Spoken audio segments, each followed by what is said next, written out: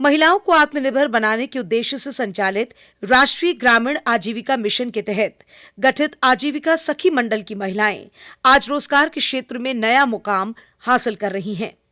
जामताड़ा जिले के नाला प्रखंड की जय श्री राम आजीविका सखी मंडल पलाश ब्रांड नाम से हर्बल गुलाल तैयार कर रही हैं।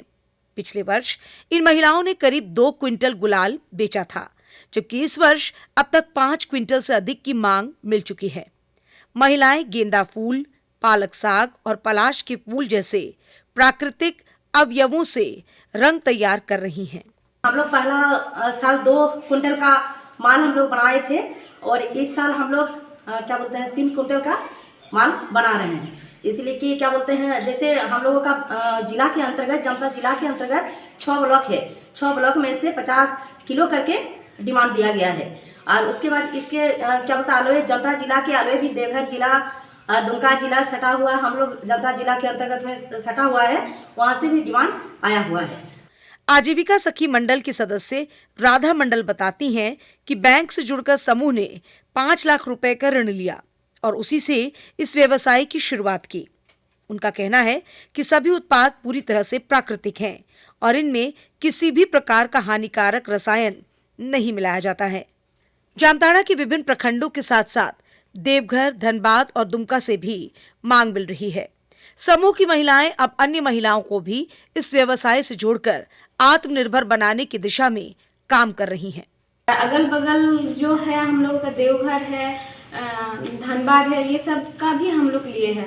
थैंक्स कहते हैं हम लोगों का प्रधानमंत्री को कि हम लोग जैसे पीस में जुड़े, घर से निकले हैं, ऐसे से जुड़े हैं, आज ये ब्लॉक तक पहुँचे हैं। उम्मीद करते हैं हम लोग डिस्ट्रिक्ट या राज्य तक हम लोग पहुँचेंगे।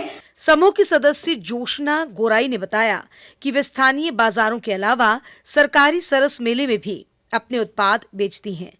गुलाल के साथ साबुन, सरसों तेल, बड़ी और आटा जैसे अन्य उत्पाद भी तैयार किए जाते हैं। पिछले वर्ष राज्यपाल द्वारा सम्मानित किए जाने से महिलाओं का उत्साह और बढ़ा है। सरस मेला में हम लोग अच्छे खासे प्राकृतिक जो प्रोडक्ट होता है उसको बेचकर हम लोग को राज्य सरकार के द्वारा, राज्यपाल के द्वारा हम लोग के जामताड़ा जिला के नाला वालों को सम्मानित किया गया है। आजीविका सखी मंडल के सदस्य पुट्टू रविदास का कहना है कि समूह से जुड़ने के बाद महिलाओं का आत्मविश्वास बढ़ गया है।